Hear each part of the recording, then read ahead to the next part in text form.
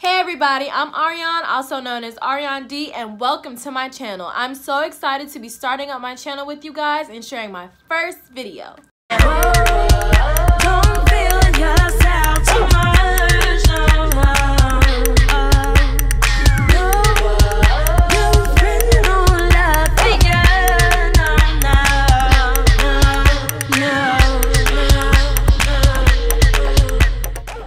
I am a sophomore broadcast journalism student at the Florida Agricultural and Mechanical University, and I have been natural for 3 years now. I've had a perm since I was 7 years old, and even though it was long and healthy, sis was boring. Couldn't do nothing with her. I couldn't color her. All I could do was take her out her wrap and brush her down. Sis was getting tired.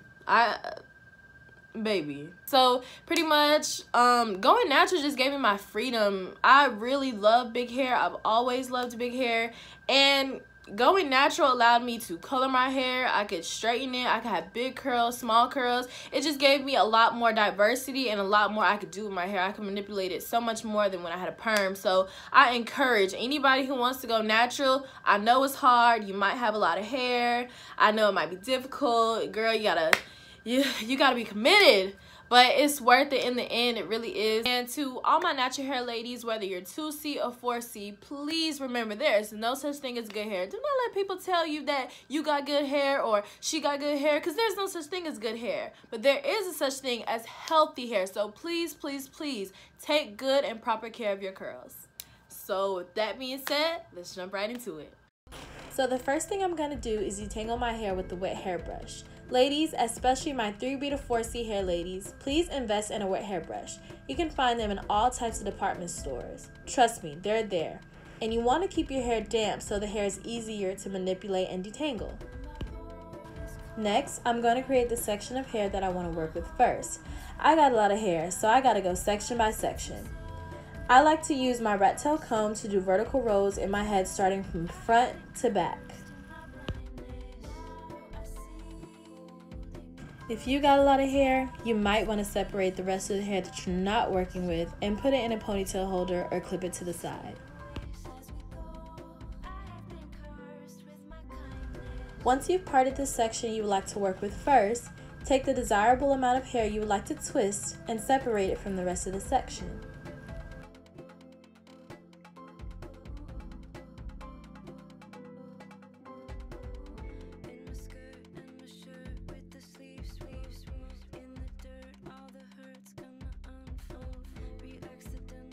Now you want to take the detangle tool of your choice or your wet hairbrush and take it through the hair one more time to ensure that there are no tangles left.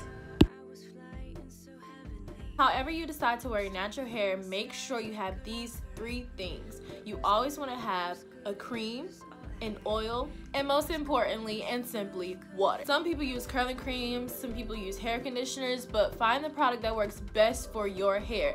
Everyone doesn't have the same type of hair and everyone can't use the same product, so play around and experiment and figure out which moisturizer or cream will work best for your hair. Now you're going to take the oil of your choice, which in this video I'll be using grapeseed oil, and you're going to take a small amount and apply it to your hair. Make sure you focus on your ends when applying your product.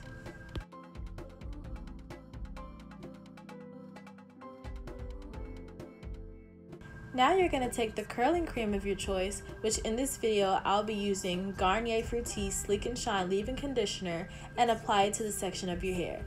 Make sure you focus on those ends.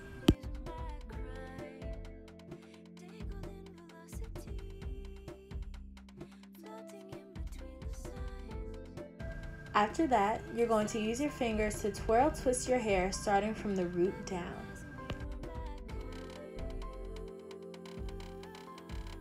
Then, once you've twisted your hair and it's firm enough, twist your hair into a knot and secure that knot with a bobby pin.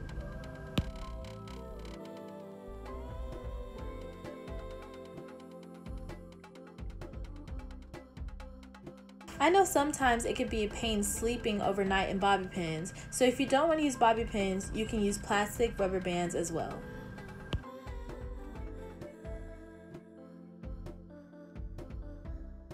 So now I'm just going to repeat this process until I've completely covered my head in Bantu knots.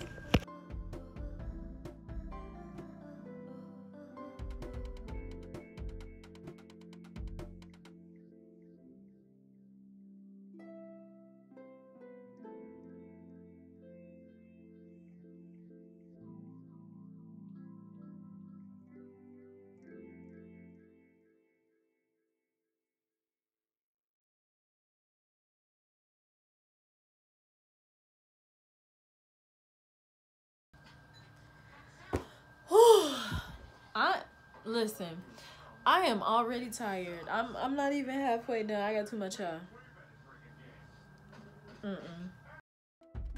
Bantu knots can take quite a while, especially if you have a lot of hair like me.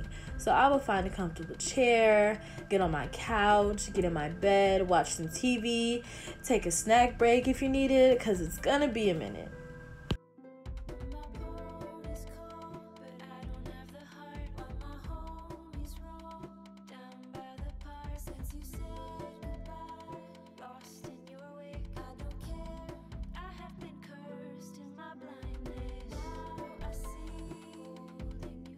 So now that my Bantu knots are finally done, I want to let them properly dry for at least 12 hours.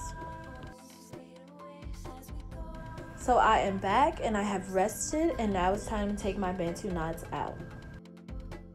So obviously the first thing you want to do is make sure you take all of the bobby pins out.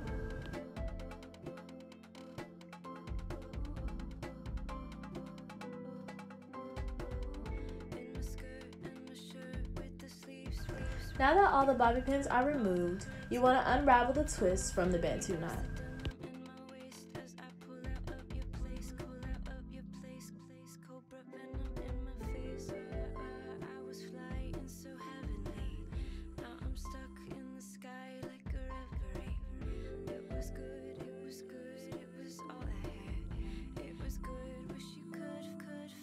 Now that all the Bantu knots are unraveled, you can rake your fingers through the hair, or you can use a pick.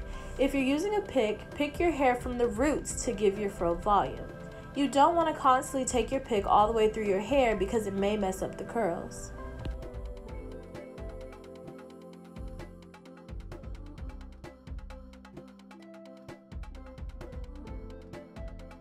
My fro's all picked out and I'm all done.